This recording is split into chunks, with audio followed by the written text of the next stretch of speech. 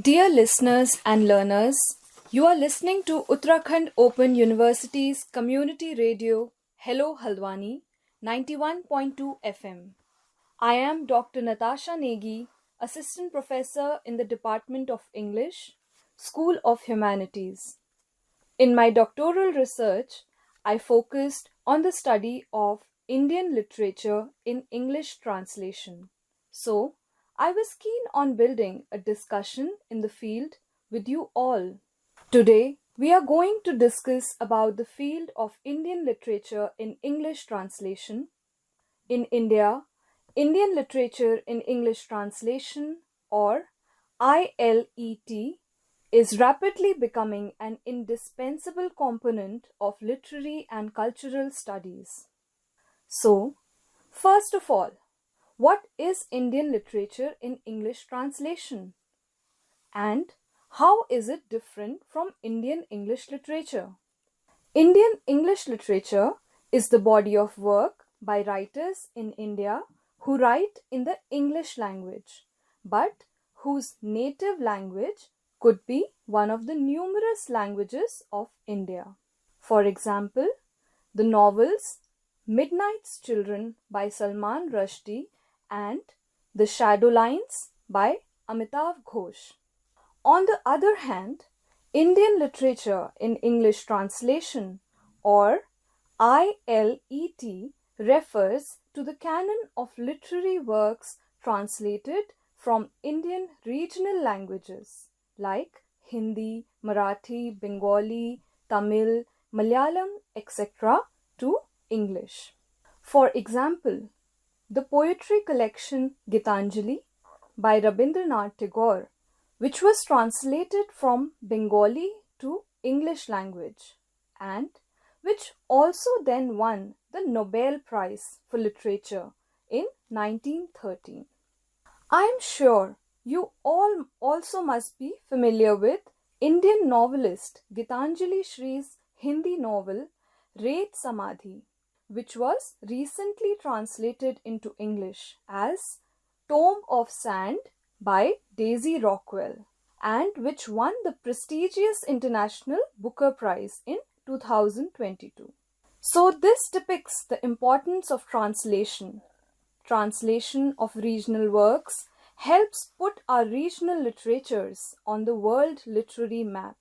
More importantly, the regional literatures in translation help bring forth the cultural significance of particular regions and along with help promote the native languages, as some native words and phrases are retained even in the translations.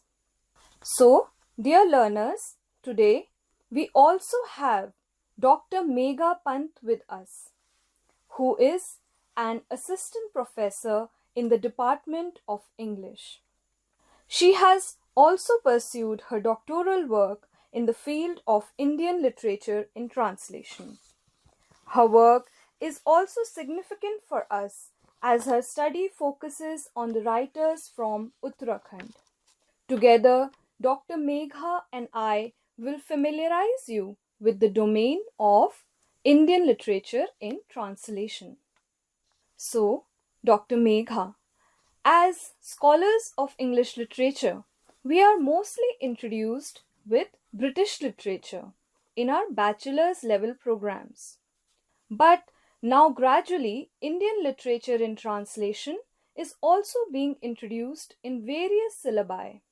So what do you think about this transition of syllabus being reformed to also accommodate regional literature translation in English? Yes, Natasha. I think this is extremely important and necessary for the growth of our regional literature. For example, Mrinal Pandey's autobiographical fiction Daughter's Daughter, which was originally published in Hindi as a short story collection under the title Humko Diyo Pardesh. Pandey reflects on her childhood years spent in Almora and Nainital in her maternal grandmother's house. She critiques the gendered upbringing and bias against girl children persisting in Uttarakhand. Moreover, certain discourses, particularly of caste in India, could be best discussed through Indian English literature or Indian literature in translation. For example, through the autobiographies of Dalit women writers. Furthermore, Uttarakhand's regional issues like geographical difficulties, migration of youth, and deplorable conditions due to natural disasters like landslides, cloudbursts could be addressed through its natives. Words who experience a lived reality of these adverse situations. Yes, Megha, I think it is also integral to understand the difference between the levels of marginalization faced by the white women, as introduced in Jane Eyre by the British novelist Charlotte Bronte, and faced by the women of color in Mrinal Pandey's autobiographical fiction, as you explained. So, Megha, in my research, I came across particular issues of casteism, lack of education, and basic rights denied to the locals, especially the working class people. For example, in the works of the Bengali writer Mahashweta Devi, the Tamil writers like P. Sivakami and Living Smile Vidya. Like, take Mahashweta Devi's short story Draupadi, which brings out the issue of marginalization of tribal people and loss of their traditions and culture. Similarly, Sivakami's novel Taming of Women focuses on raising the issue of lack of education, especially of Dalit girl children, and also critiques Dalit patriarchy in the households. On the other hand, Vidya's autobiography, I Am Vidya, delineates the plight of the transgender community in India, particularly the issues faced by the Dalit trans community in southern India. So, I'm curious to know, did you locate similar or some distinct issues pertaining to the region of Uttarakhand? Yes, Natasha, you see, the issues of lack of education, casteism, and even communal violence is addressed in several works from Uttarakhand. Now, the unfortunate part is that many of these works are not even translated and thus of the reach of the larger audience. For example, Shailesh Matiani's novels Gopuli Gafuran and Mahmood, and Vidya Sagar Nautiyal's short story Matiwali. But apart from these, during my research, I was particularly driven to the work Apradhini, a short story collection in Hindi by the writer Shivani. It is a jolting and sharing saga of women prisoners' lives. The work is also translated by her younger daughter Ira Pandey as Apradhini, Women Without Men. These stories are based on poor women from Uttarakhand. The work helps understand the psyche of women criminals and how often the society's oppression pushes them on the verge of crime. But Natasha, the question arises, do these characters lack a sense of agency altogether? Because ultimately, towards the end of the literary works, they do not seem to have a happy ending. Well, Megha, for the poorest of the poor, or as Ambedkar put it, for the one in the lowest rung of the caste system who face quote unquote graded hierarchy, I think the ability or the intention to fight back the oppressors should be seen as agential by the readers.